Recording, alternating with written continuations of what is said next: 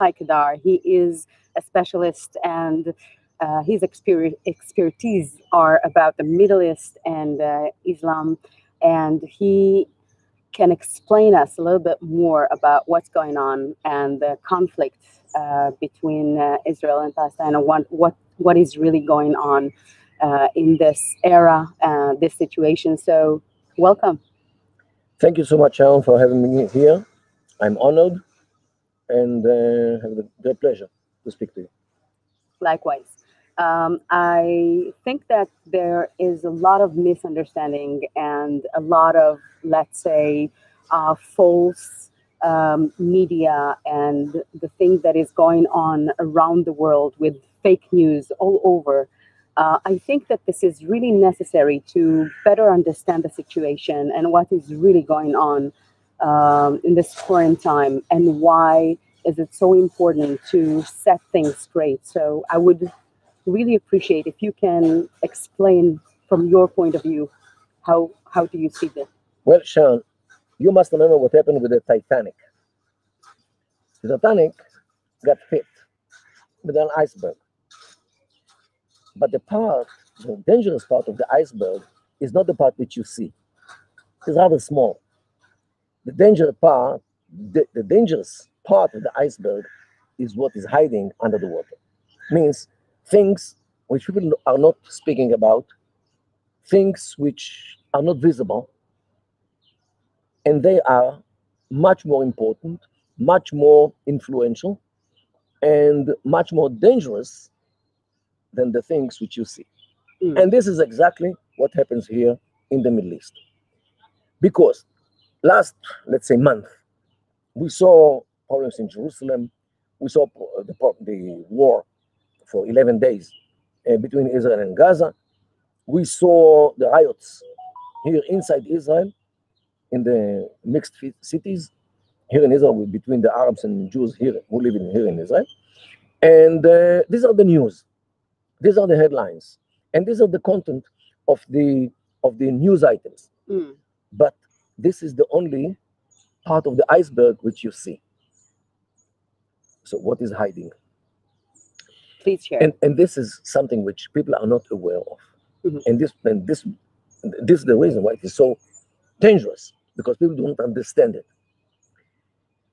First of all what happened within the same time shows that there is some kind of common denominator between what happened in Jerusalem, in Yafo, in Lod, Ramle, Haifa, Gaza, riots in New York, riots in Britain, all the same time. And this shows that which combines them all. And this is the idea of the jihad. No less. Don't get mistaken. This is the jihad. Why? In the Islamic thought, jihad is not only a fight, which was between us and Gaza. Jihad is also running in the streets of burning cars which belong to Jews, bursting into apartments which belong to Jews, disseminating all kinds of information or misinformation or disinformation against Jews. All these are the same fight, which has different facets, different manifestations.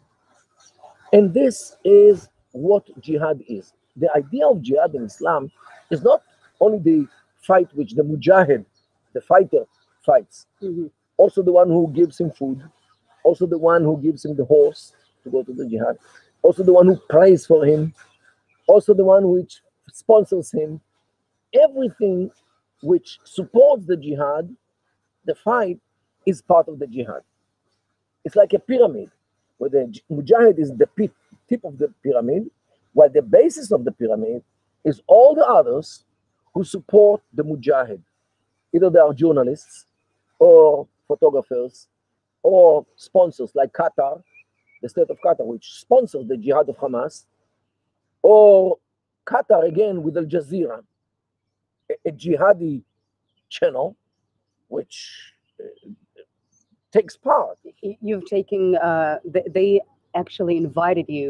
And I told them, to you in- guys, to be an in, yeah, told them on air. to interview you, objection, and you were telling them a few facts. You guys, you should be ashamed of yourself because you are part of the jihad against Israel, in spite of the fact that those who suffer from the jihad are the people in Gaza.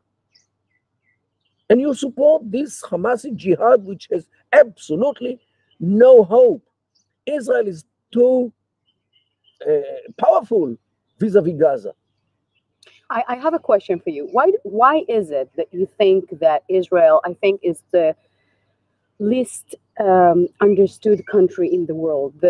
Let's say the way that the world is exposed, the media around the world, worldwide, shows one side, and then it's not doing any good for Israel. Why do you think is that, Because and why so many people around the world not understand what's really going on here?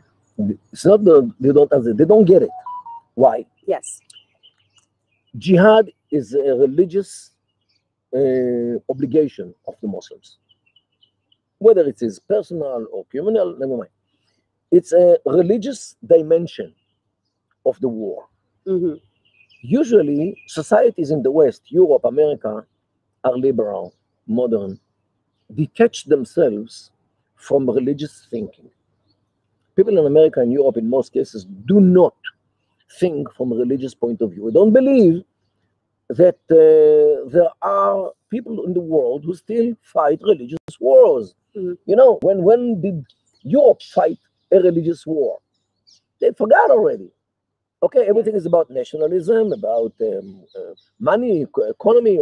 Okay, people left the religious thinking, and they think that in the Middle East, people are liberal, means liberated from religious thinking as they are. They don't understand in Europe and in America that here in the Middle East, the main motive of Iran, Hamas, Muslim Brotherhood everywhere, and in many cases, states as well, are motivated by religion way more than they are motivated by any other thing. Mm-hmm. So the religion is the basis of thinking in the Middle East. On this, there are other layers of nationalism, patriotism, means territorial issues, economic issues, all kinds of issues. But the basis is religion. And people in Europe, in America, refuse to understand it. Because who cares about religion in these countries? And they don't understand it. Here in the Middle East, Islam is still in a fight against the Jews, against the Christians, against every invader, as they understand it, because they divide the world between Dar al-Harb and Dar al-Islam. Means Dar al-Islam is the countries which Islam rules.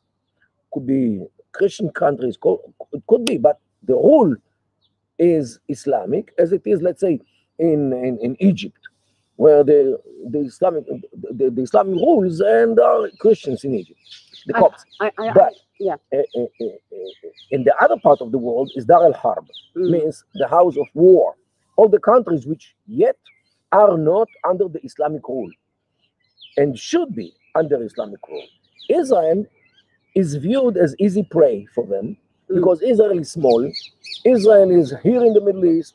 They don't have to go to Europe to fight against Israel. So it looks like easier prey. Now, those Europeans and Americans don't understand that if Israel falls, Europe will be the next. And after Europe, which already has who knows how many millions of Muslims inside, embedded in the European countries, which could be part of the jihad against these countries once they decide to run to the streets. The Atlantic is not wide enough to keep America away from this. What message, or what is your main message that to the people that hear you? Wake up. Okay. Wake up and learn about the goals of Islam. Look, the jihad which is one of the most important obligations of Islam, is not only by fight, it's also media jihad, it's also a migration jihad, which they do in Europe, economic jihad, which is the BDS movement. And look, economic jihad is also to collect donations for the jihad. If you, let's say, establish 501c3 organizations in the United States of America in order to run the jihad, as the all kinds of organizations which belong to the Muslim Brotherhood in America are working as if they are peaceful organizations which deserve to be exempt from tax. So what you're saying basically is Israel is actually the bodyguard of the modern world, Israel, as you see it. Israel is the front bastion of the civilized world in front of the barbarism which is resembled by the Islam, by the jihad. The problem is that when people open TV, they open media, what they see in the media, they don't have, like, they have their own lives and they're really busy, you know, work, kids, families. And when they open TV or all sorts of media channels are seeing what is shown, you know, through those channels. And the problem is that sometimes, most of the times, the things that are shown there are not really showing the whole picture. And the thing is, that it's not in their agenda to, you know, to stop for a minute and ask themselves, okay, is that really what is happening? Is that really the reality? Should I go deeper and seek for the truth as it is? Most people don't have, let's say, the priority or the time to do that. What do you have to tell, you know, those people that are open to all sorts of channels, social medias, a lot of false, let's say, information that leads them to think in a specific way? Well, we have to divide here between media and social media. Yeah. Media channels, more or less. First of all, they are shallow. They do not delve into the depth of issues. They don't have the time. You don't have the know-how, and it's too long to talk about these things. Just show me some pictures, give some headlines, and that's it. What do you recommend? They are shallow. Yeah. One thing. Second thing, they are afraid that if they the truth, which we are talking about now, about the jihad, they will be depicted as Islamophobes. Because whoever doesn't sing in praise of Islam is an Islamophobe. And this is the problem today, because today they succeeded, means the Islamists and their sympathizers and supporters succeeded to instill the idea that whoever speaks about the reality of Islam, not against them, about the reality of Islam and the jihad, which too many Muslims take part in. I'm not saying that everybody, but too many Muslims, violent people, are waging against Israel, against the West, against everything which they resemble, or the Western, which they hate, because of the permissiveness, materialism. Okay, whoever speaks against this kind of jihadi thinking is immediately being crucified in the marketplace as an Islamophobe, and nobody wants to be that. Nobody with them. This we have to carry this in mind, and we have to remember that the Arab money, which comes from Qatar especially, but from other Arab and Islamic countries as well, actually is buying media outlets, is buying academic institutions. And this is why academic jihad is also part of the jihad. Academic jihad, in order to arrange activities on campus, in order to arrange all kinds of conferences which will support the jihadism, although this jihadism is masqueraded by all kinds of peaceful, so forth, phenomena, and publishing journals like Islamophobia Studies Journal, which was founded in California by some Islamist. Okay, I so think that this there is a difference between, when people are talking about religion. Religion is something that, can be, people try to avoid it. listen, but religion is something that, it depends who sees that and in what way. But there is a difference between, let's say, religion and terrorist organizations, or Look, I could accept the jihad of the Sufis. The Sufis are more or less 5% of the Islamic world. Sufis are peaceful people. For them, the jihad is jihad against the Satan, which tries to derive you from the path of Allah to the path of sin. And this is the jihad, or the great jihad, as they call it. I could take it. It's okay. If they want to take care of their own problems, it's okay. I think everyone in the world, of course, has this struggle between being honest or being not unhonest. Okay, the real problem is the terrorists, those who try to impose the Islamic thought on others, on Jews, on Christians, on infidels, on whoever. And this is the problem, because their fight is not only by bombs and tanks. Their fight is also by money, the economic jihad, by media, by all kinds of manifestations, all means of how to promote Islam. Even migration, or the Muslim Brotherhood are talking about settlement jihad, means they settle in every country in the world in order to divert it. Now they have time. In the Quran there is a verse which says that Allah is with those who have patience. It could take a year, 10 years, 100 years, 200 years, doesn't matter. They have the time and they have the ultimate goal. I want to conclude like this really interesting conversation and ask you, we know the situation. There are a lot of problems to solve. I think that a lot of misunderstanding all around the world around this topic.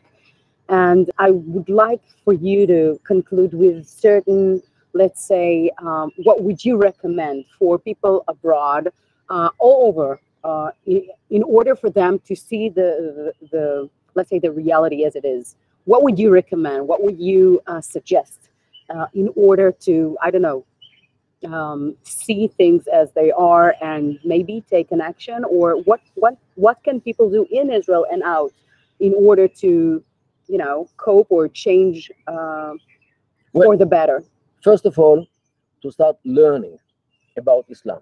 I'm not saying that all the Islamic creed is a problem.